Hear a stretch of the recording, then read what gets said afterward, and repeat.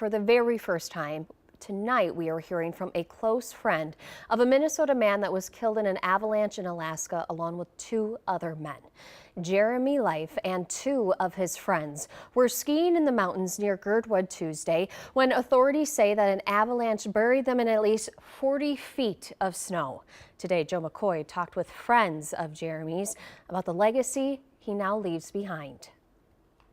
Being a dad, it was his pride and joy. He talked about his kids before he talked about anything else.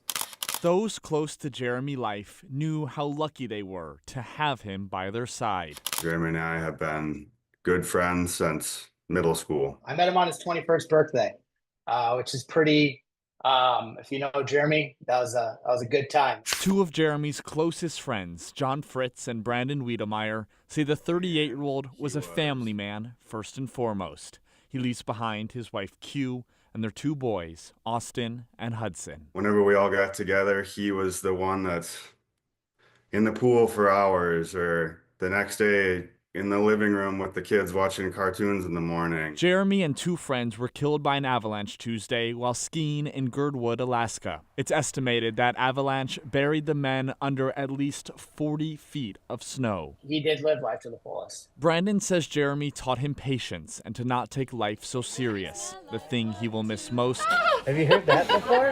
is the two of them raising their kids together. The aura that he had around him, kids were attracted to him. Dogs were attracted to him. And there's no better compliment to that of an individual when that happens. Austin, I wish you were swimming with me, buddy. Besides being with family or out on the water, Jeremy loved to be on the golf course. Boy, he loved golf. And his favorite thing was he swung hard.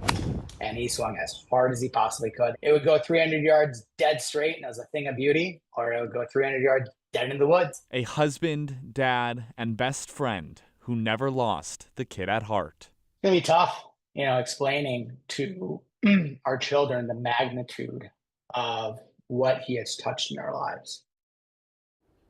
Here's the latest on the recovery efforts. Alaskan officials say they cannot recover the men yet because there's still a high risk of additional avalanches in the area. All three of the men had ties to Minnesota.